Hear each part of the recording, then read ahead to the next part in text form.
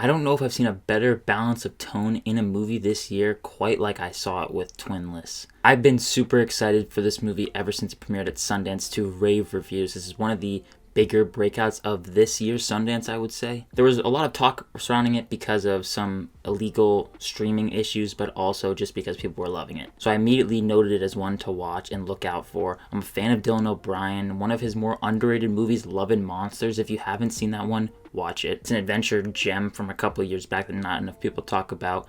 And I am so glad to say that Twinless absolutely was one that I loved. It's one of those movies that you're watching it and you're going, how have I not seen this specific story done before? Because it seems like a basic setup, an ingenious idea. To my knowledge, I don't think another movie has ever done it. I don't want to give anything away because you should go into this movie blind or just not knowing as little as possible. I don't know how much the trailers give away, but I would just skip them honestly and just know that this is a gem of a movie. While we've seen variations of this type of story, again, not getting into specifics, Twinless puts a fresh spin on it. I've never found myself really just annoyed with how familiar it might feel in its consistent plot beats. I generally felt sympathy with our co-lead played by James Sweeney, who wrote, directed, stars in this movie. I mean, he's incredible. I don't think everyone's gonna feel as sympathetic for him as I felt. I mean, maybe that's just a me thing personally. I can understand the argument that he's hard to root for because of how he is treating the people around him. This is a guy that's just so lonely. He's willing to do whatever he can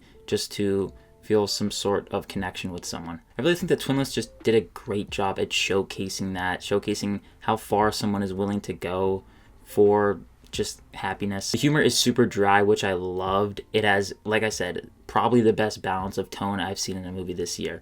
It can be both really emotional, like the emotional monologues hit hard, and the balance of that with the dark humor was just great. I was laughing genuinely really hard at multiple moments. I mentioned James Sweeney, who's just fantastic, but obviously, of course, acting opposite him is Dylan O'Brien, who this is probably a career best performance from him. He has one monologue in particular, similar with Sweeney, that just kind of like steal the show. He's on double acting duty here.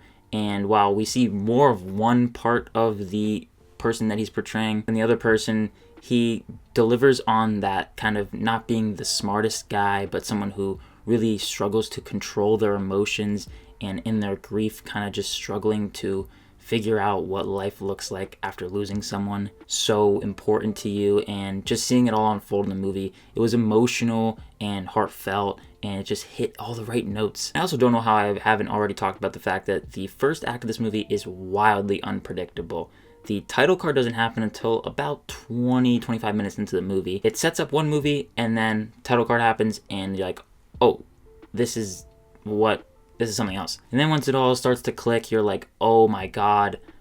At least for me, I was like, I love this already. I also want to give a shout out to Aisling Franciosi, who plays the female lead love interest of Dylan O'Brien's character. She's gonna get overshadowed because the two main leads are just so great, but she deserves her flowers. I think that she is just awesome as well. From once everything starts to click, I was really locked in and enjoying my time with Twinless. I can't remember the last time I've seen this in a movie. Maybe I'm just easily forgetting one major influence on this one, in the specific camera influence here, but there's a technique utilized, this dual POV, where one side of the camera is basically muted and you're focusing on just the other side of it and the conversation's going on, and then you flip, seeing the other perspective and what's going on there, but you're still looking at that other side that you were just looking at. I just thought it was super interesting and something I don't feel like you really see often. I loved this movie dealing with loneliness and obsession and grief, one that has just a brilliant balance of tone. After sitting on the ending a little bit, I like it a little bit more.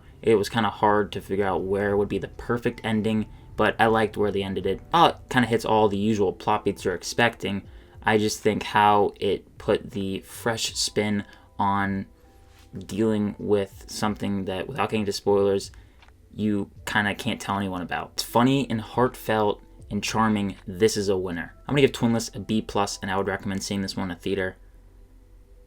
I so wish I saw this one in a theater. Unfortunately, just got to watch it at home with a screener, because I feel like seeing it in a theater just would have been, especially with the twists and turns that it has, just 10 times better. If you've seen Twinless, be sure to let me know your thoughts on it down below in the comments. I want to thank you so much for watching this review. If you did enjoy it, be sure to hit that like button and subscribe to the channel if you haven't already. And as always, look forward to more content coming soon.